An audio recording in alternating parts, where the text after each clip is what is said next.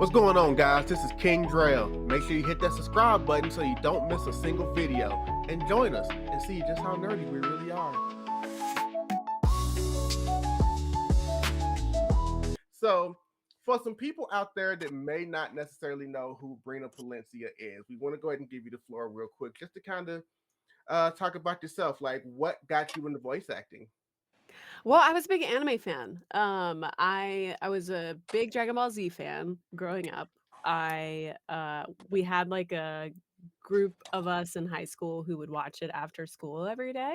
One of those people was actually my now husband. Today is our 24-year dating anniversary. Our first kiss was watching Dragon Ball Z. The GOAT! The GOAT! Bringing people together. Yes. So yeah, I had taken a tour of Funimation at the time when I was in high school, and I remember Chris Sabat was the one who we got to watch record. He was recording Piccolo, and I remember watching him do it and just thinking like, I could do that.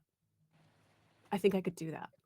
And so when I graduated high school, I went to community college, Tarrant County College, and that just happened to be very close to where the studios at the time were. And I kind of feel bad telling this story sometimes because it's not a story that you can reproduce because it was just a different time. I mean, that was like 20 years ago, Mhm. more than 20 years ago at this point. Um, I just walked in and I asked how to audition. Like, if you try to do that now, they will escort you off the like, security will escort you off the premises. Like, it's not a thing you can do. I can't stress that enough. I've even had other voice actors be like, "You need to just make up a different story about how you got into this because it's not like you're gonna, like, cause an influx of just random people coming in and trying to get a job. It's not how it works. Do not do what I did." But what I did was walk in and ask how to audition, and at the time, just, like, nobody knew about Funimation, like, they didn't even know where the building was. It was in a Frost Bank building at the time, and, like, the door that I had gone into was just a bunch of cubicles, and I remember walking in and, like, one head came out of a cubicle and was like, "What?" I was like, Do you know how I would audition for you guys?" And it was some random lady, I wish I knew who she was, because she just took me cubicle to cubicle and was like, "Do you know how she would audition for us?" And everyone's like, "I don't know, ask so and so, I don't know." And then finally we found the talent coordinator, his name was Scott, and then I just called that number every week and asked if they were having auditions that week, and then which again, you cannot do. Not an option. There's not some random number you can call. If you did call any number you found for Crunchyroll, again, blacklisted. And I'm not kidding. Like, people have been blacklisted for this kind of stuff. So, like, yeah, so I just called every week and I asked if there was an audition. And then I was able to get, I think my first audition was for Case Closed.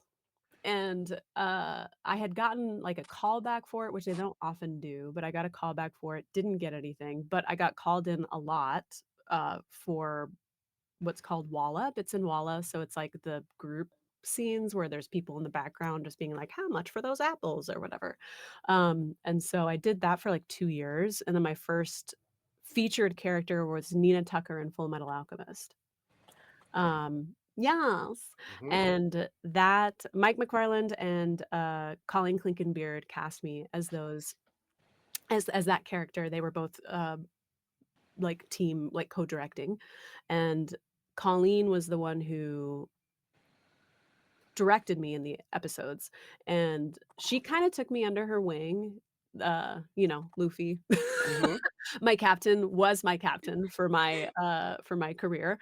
She took me under her wing, she had cast me in a couple more things, and then she asked me if I wanted to direct, and so I did ADR directing with her as my producer, which again is not how it works now, like, that's not like, you don't have, like, a mentor producer like that, but I was lucky enough that she was very much a mentor to me, and and then Mike McFarland also was the one who got me into music directing at, Funimation, and so I was, like, the primary music director for them when they used to adapt the songs all the time for, like, 15 years.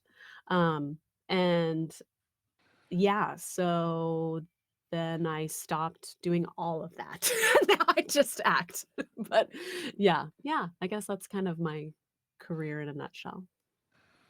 Nice. That's It's so like, cool. look, she got in a way that cannot happen anymore, guys. Yeah, So sorry. you know what? Don't take my advice. Welcome to social Don't media. do it. Just don't do it.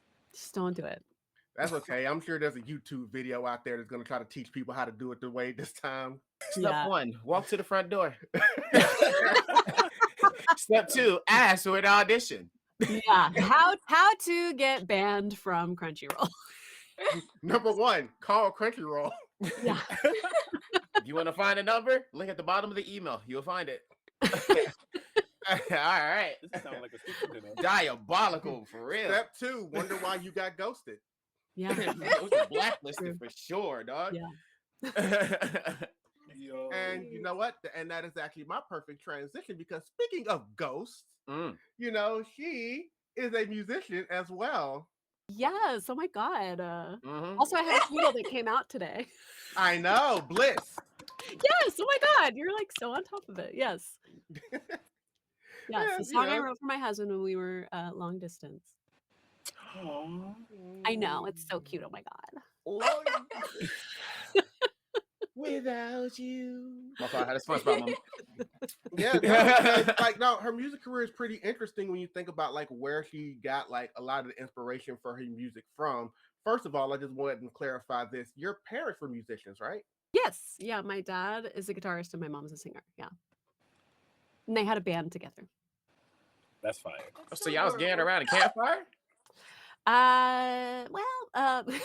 So my parents, they had a band together in Honduras, and so they toured like Central America. And my dad's Honduran, my mom is not. She's very white American. It's like she's not. I mean, she speaks Spanish fluently. She lived in Latin America for like 20 years, but like yeah, if you look at her, she's like very like covered in freckles and like pale and yeah, very white, yeah.